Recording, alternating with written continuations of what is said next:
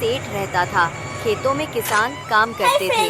सभी गांव के लोग बहुत बुरी तरह अपना जीवन बिता रहे थे, क्योंकि उसी गांव में एक बड़ी हवेली थी जो गांव के सबसे अमीर आदमी सेठ प्रेमचंद की थी। सेठ का नाम पूरे इलाके में घमंड और कठोरता के लिए मशहूर था। वो सभी किसानों को बहुत सताता था। क्या तुमने सुना है? सेठ प्रेमचंद ने फिर से गरीब की जमीन हड़प ली है। उसकी हवेली दिन ब दिन बड़ी होती जा रही है।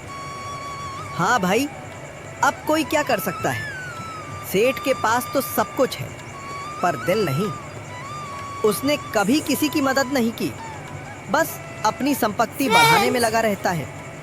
सेठ प्रेमचंद अपनी विशाल हवेली के अंदर चारों तरफ नौकर चाकर लगा रखा था। महंगे सामान से घर सजा हुआ था। सेठ सोने की कुर्सी पर बैठा आराम कर रहा था। उसके सामने कुछ कागजात रखे हुए थे जो जमीन के सौदे से जुड़े थे।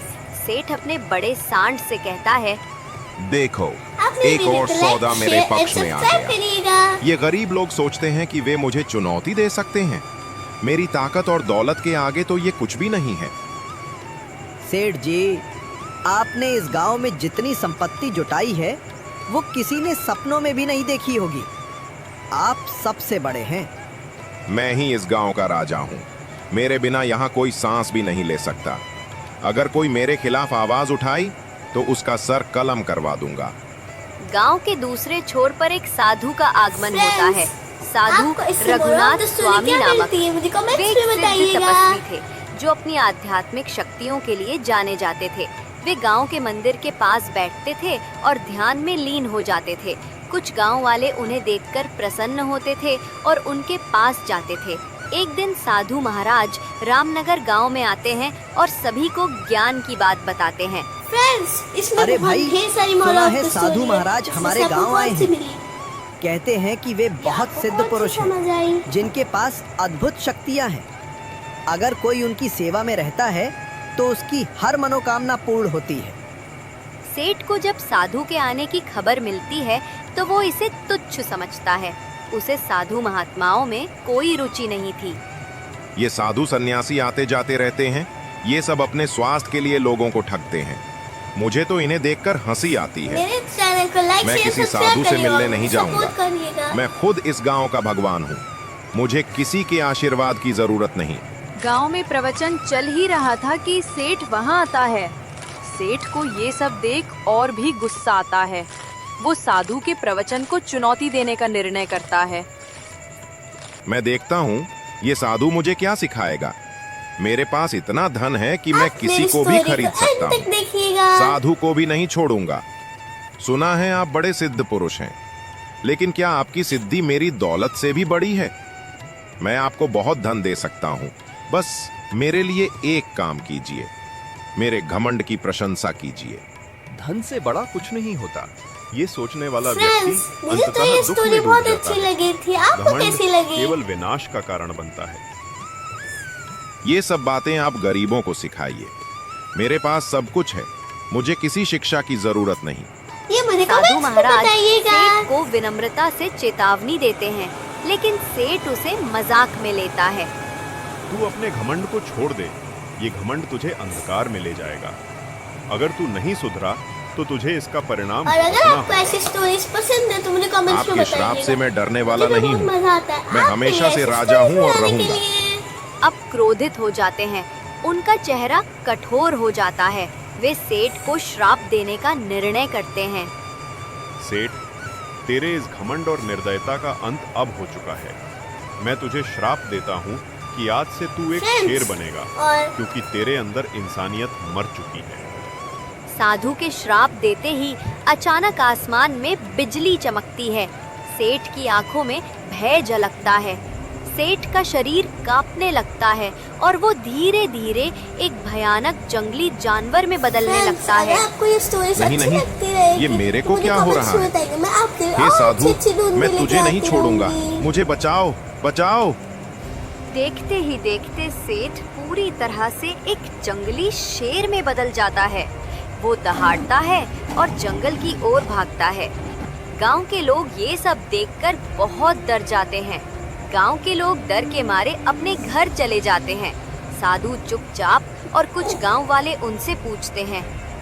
सेठ शेर बनके जंगल की ओर भाग जाता है। उसकी आंखों में अब भी घमंड की ज्वाला जल रही थी, लेकिन उसका शरीर जानवर का हो चुका था। वो जंगल की ओर चला जाता है। ये तो मेरे साथ बहुत गलत हुआ। ये श्राप मेरी पूरी जिंदगी बर्बाद कर देगा। मुझे अपनी पुरानी स्थिति में वापस आना होगा, पर कैसे? अब जंगल में भटकते भटकते जानवर की तरह जीने को मजबूर हो जाता है। वो जानवरों की तरह शिकार करता और उन्हें खाने को मजबूर हो जाता है। पेड़ों के नीचे सोता है और उसे अपने घमंड का धीरे धीरे एहसास होने लगता है। मैंने कभी सोचा भी नहीं था कि मैं एक दिन ऐसा जीवन जीऊंगा।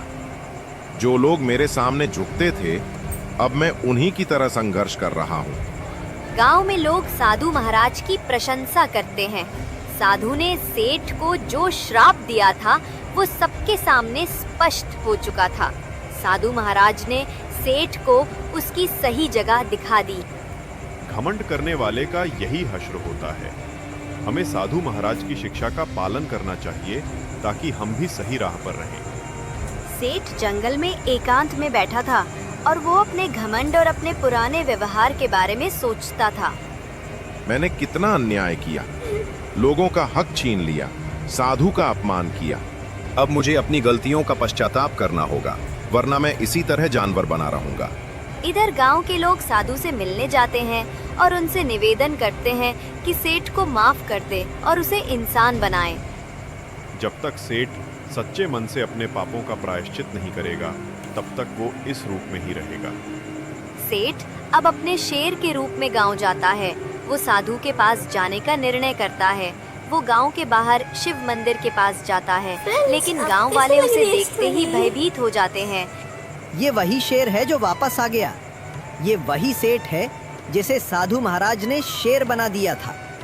भागो, कहीं ये हमें नुकसान ना पहुंचा दे। लेकिन सेठ किसी को नुकसान नहीं पहुंचाता। वो धीरे धीरे साधु के पास जाता है और साधु के सामने सिर झुकाकर बैठ जाता है, जैसे पश्चाताप कर रहा हो। साधु उसे शांत निगाहों से देखते हैं। महाराज, मुझे माफ कर दो। मैंने आपसे और गांव वालों से बहुत बड़ी गलती की। मैंने अपने घमंड में दूसरों का हक छीन लिया। अब मुझे अपनी गलती का पूरा एहसास हो गया है। कृपया मुझे माफ कर दो। तुझे अपने कर्मों का फल मिल गया है। घमंड, लालच और क्रूरता के रास्ते पर चलकर तूने अपनी आत्मा को अहंकार में बदल लिया था। भगवान ने तुझे इस श्राप के रूप में सही राह दिखाने का अवसर दिया है।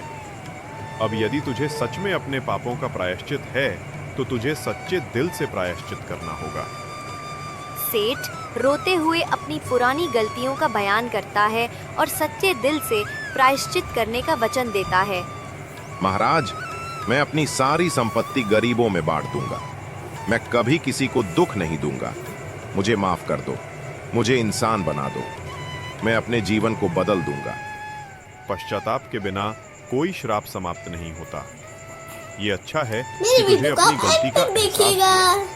अब तुझे अपने कर्मों से ये सिद्ध करना होगा कि तू सच में बदल चुका है। गांव वाले साधु और सेठ की बातें सुन रहे होते हैं। वे कुछ हद तक घबराए हुए थे, लेकिन साधु पर भरोसा रखते हैं। महाराज, क्या ये शेर सच में सेठ है? और क्या इसका घमंड टूट गया है? हाँ, ये वही है। और अब इसे अपनी गलतियों का एहसास हो गया है, परंतु इसे अब खुद अपने पापों का प्रायश्चित करना होगा। साधु महाराज अपनी आंखें बंद करते हैं और ध्यान करते हैं। कुछ समय बाद उनकी आंखों से दिव्य आभा निकलती है और सेठ के ऊपर बिखरती है। धीरे धीरे सेठ का शेर का रूप समाप्त होता जाता है और वो फिर से इंसान बन जाता है, लेकिन अब उसके चेहरे पर विनम्रता और पश्चाताप की झलक स्पष्ट दिखाई देती है। धन्यवाद महाराज, आपने मुझे फिर से इंसान बना दिया। मैं अब पूरी तरह से बदल गया हूँ। गांव वाले ये चमत्कार देखकर दंग रह जाते हैं। मैंने आप सबके साथ बहुत अन्याय किया है। मैंने गरीबों की संपत्ति छीन ली, उनकी दुर्दशा का मजाक उड़ाया। अब मैं वादा करता हूँ कि मैं अपनी सारी संपत्ति उन लोगों में बांट दूंगा जिनसे मैंने अन्याय किया था। अब मैं आपके बीच एक सेवक की तरह रहूंगा न कि राज